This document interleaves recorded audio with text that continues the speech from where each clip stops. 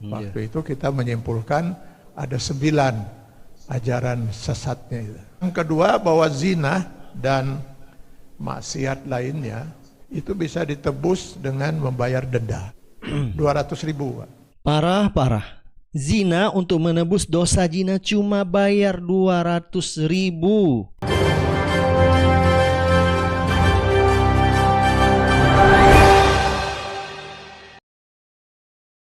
Assalamualaikum warahmatullahi wabarakatuh. Kembali lagi di suara Anda. Baik, kita akan mereaksikan video ceramah yaitu Kiai Atian Ali. Beliau adalah tokoh Forum Ulama Umat Indonesia atau FUUI Bandung yang mengeluarkan fatwa di tahun 2002 dulu, yaitu ajaran NII KW9 ini sesat dan keluar dari akidah dan syariat Islam.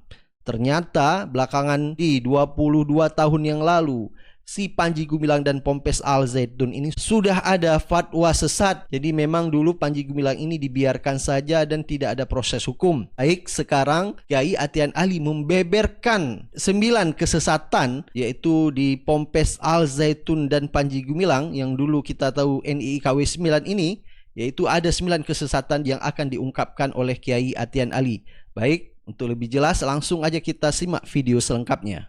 Jadi 22 tahun yang lalu, tepatnya tahun 2001 ya, bulan Februari, kami di Forum Ulama Umat Indonesia itu mendapat banyak laporan dari mereka yang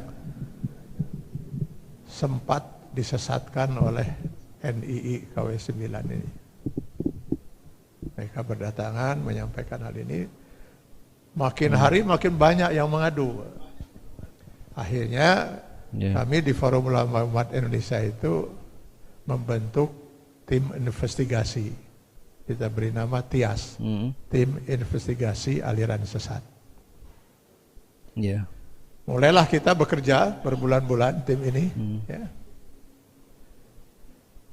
Dan kita alhamdulillah mendapatkan banyak saksi. Ya. Baik para saksi itu adalah saksi-saksi yang ada di teritorial. Kebanyakan terdiri dari mahasiswa, buruh, karyawan. Ada juga anak-anak SMA, bahkan anak SMP. Maupun saksi-saksi dari mantan guru di Az-Zaitun atau mantan petinggi di Az-Zaitun. Atau mantan petinggi di negara Islam Indonesia Komandemen Wilayah 9. Jadi dari para saksi dan bukti-bukti yang kita dapatkan, akhirnya kami di Forum Ulama Umat Indonesia itu mengeluarkan fatwa. Waktu itu kita menyimpulkan ada 9 ajaran sesatnya itu. Ajaran sesat NII KW9. Banyak sekali berarti. Di antaranya, di antara ajaran sesatnya itu adalah pertama, semua orang di luar kelompok mereka, di luar kelompok NII KW9 kafir. Kita ini semua kafir, Pak. Semua umat Islam di seluruh dunia itu kafir. Kecuali Panji Gumilang. Ya, termasuk orang tua. Kalau mereka belum masuk NII KW9. Karena itu halal darahnya. Darah kita ini semuanya halal. Allah. Ajaran sesat mereka sama itu. Yang kedua, bahwa zina dan maksiat lainnya itu bisa ditebus dengan membayar denda. Astagfirullah. Yang ditetapkan oleh negara. Negara mereka ini ya. Kalau saya bicara negara ini, negara mereka ini ya. Jadi negara menetapkan berapa misalnya untuk menebus dosa zina. Dulu di tahun 2001 itu 200.000, Pak. Astagfirullah, 200.000 untuk menebus dosa zina.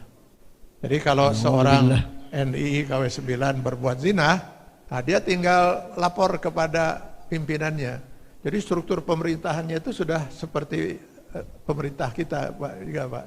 Mulai dari tingkat lurah, camat, itu dan sebagainya. Dengan memakai nama-nama nabi. Parah.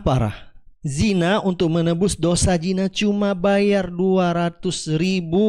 Enak sekali, pantasan banyak yang mau masuk NII KW9. Astagfirullah. Saya sudah lupa lagi itu, harus buka lagi dokumen 2001 Pak. Itu Nabi Musa itu di tingkat lurah atau tingkat camat seperti itu Pak. Jadi mereka tinggal sekarang berada di mana misalnya? Di tingkat paling bawah, tinggal lapor ke pimpinannya itu, lurahnya gitu. Saya baru berzina. Dengan siapa? Nah, ini pertanyaannya perlu itu, dengan siapa itu? Dengan orang di luar kelompok, nah 200.000. Tapi kalau berzinahnya dengan sesama kelompok, sesama NII KW9, nah itu lebih mahal sedikit Pak. 250.000. Harusnya mapan gratis gitu kan itu. Ini kok malah lebih mahal itu. Karena mereka menghendaki kalau bisa, kalau mau berzinah itu cari wanita di luar kelompok. Sehingga kalau nanti terjadi kehamilan tinggal ditinggalkan. Tapi kalau dengan sesama kelompok hamil kan jadi masalah. Nah itu maksudnya Pak. Maka mereka sudah sangat terbiasa untuk berzina. Asal punya uang ya tinggal berzina, bayar 200.000 bebas dosa zina Pak. Ya.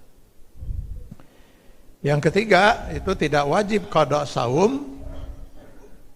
Jadi kalau seorang batal saumnya maka dia tidak wajib mengqada, cukup membayar denda lagi Pak. Jadi ini ajarannya ini ajaran serba duit Pak. Iya, semuanya harus berubah menjadi uang Pak. Membayar denda juga ditentukan oleh negara. Nah, untuk membangun sarana fisik dan operasional negara, maka setiap warga negara itu harus membayar kepada negara Pak. Parah. Jadi setiap warga negara itu harus setiap bulan nyetor uang kepada negara.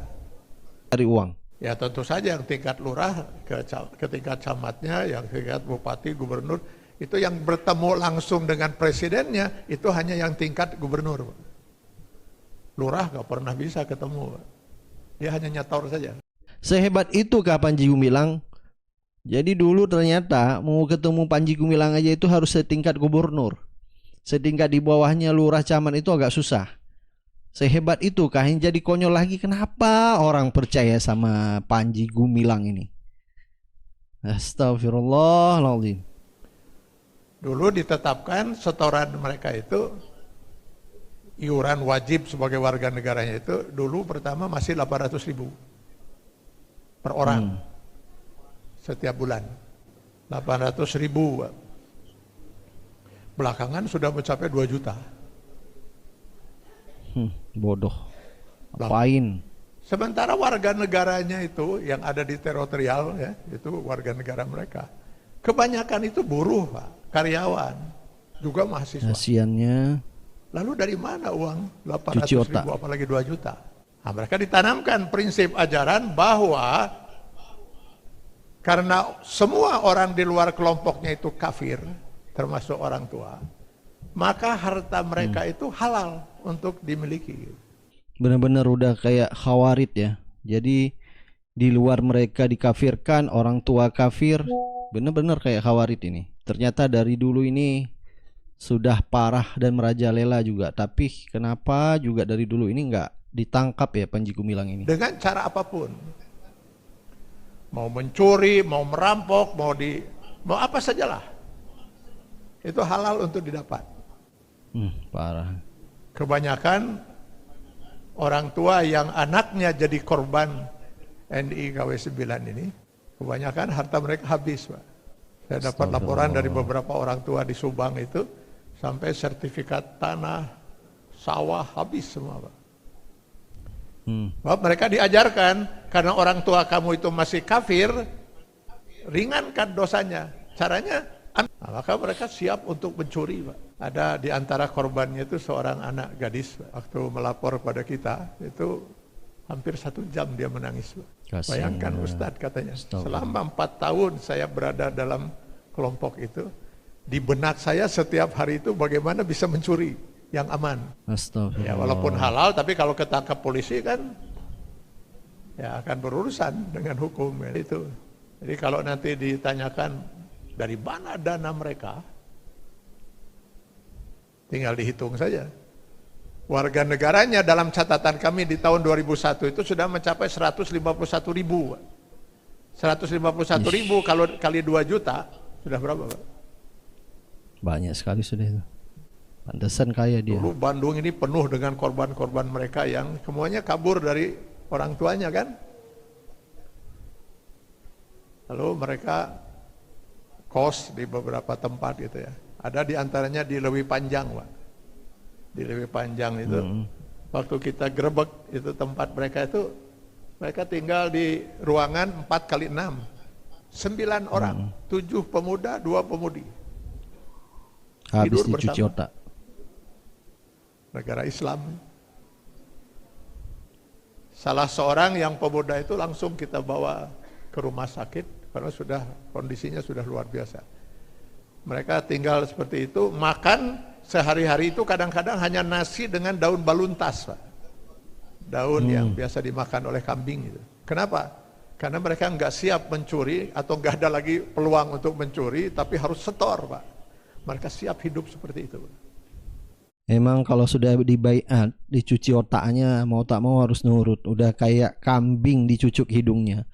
Nah sekarang dengan waktu itu kita keluarkan fatwa, alhamdulillah Pak. Banyak yang keluar dari NI KW9 itu. Jadi mudah difahami kalau mereka sulit sekarang mendapatkan uang. Karenanya ada benarnya juga kalau salah seorang mantan petinggi di negeri mereka yang sekarang sudah sadar itu mengatakan, itulah sebabnya kenapa mereka sekarang dekat dengan Yahudi. Salah seorangnya diantaranya adalah Monique Zickers. Oh, ini agak sulit saya menyebut namanya nih. Dari Fakta Israel. Dia mengungkapkan dalam videonya betapa dekatnya hubungan antara Israel, Yahudi dengan Az-Zaitun. Dia pernah menyelenggarakan acara di Jakarta dan 35 santri Az-Zaitun dikirim ke Jakarta untuk menyanyikan lagu-lagu Yahudi. Sehingga si wanita dari Fakta Israel ini mengatakan, si Monique ini, ya bersyukurlah NI yang dulu mencintai negara Islam sekarang sudah berubah mencintai Israel. Gitu. Parah ya. Yang kelima itu ini, jadi ada sedikit perbedaan antara kesesatan yang kita dapat simpulkan tahun 2001 dengan sekarang, Pak. Perbedaannya tuh sekarang lebih sesat lagi. Lebih parah. Nambah sesatnya itu. Yang kelima, taubat hanya sah jika melaksanakan sodakoh istighfar. Duit semuanya. Uang masuk lagi. Ujung-ujungnya uang memang. Jadi apapun dosa seseorang bisa bertobat, tapi harus bayar sodakoh istighfar. Yang ini juga besarnya ditetapkan oleh negara. Parah. Karena semua orang di luar kelompoknya itu kafir, maka yang keenam itu Pak, yang kesesatan mereka itu, seorang ayah kandung tidak bisa menikahkan putrinya, tidak sah. Diparah lagi ini. Yang ketujuh, nah, tidak wajib haji. Nah, kalau dulu tahun 2001, 22 tahun yang lalu, haji itu tidak wajib kecuali bagi mas'ul, bagi para pejabat tinggi di negara mereka. Jadi untuk rakyat nggak wajib haji. Nah sekarang lebih sesat lagi, Pak. Di mana haji itu wajib cukup dilaksanakan di Az-Zaitun aja, dengan mengelilingi Az-Zaitun sambil menyatakan kekagumannya terhadap pembangunan Az-Zaitun dan mengagung-agungkan sang pemimpinnya itu. Jadi kalau orang berhaji itu menyebut Allahu Akbar, nah ini yang Akbar itu si Eta. Si Panji Gumilang. Ada juga upacara hajinya itu, kalau di ibadah haji itu melempar jumrah, nah mereka sambil keliling itu melempar semen. Itu melempar sementing sahan udah dilempar nama. Yang ke-8 ini yang luar biasa juga ya. Qanun asasi mereka menyebutnya seperti itu. Undang-undang dasar negara mereka.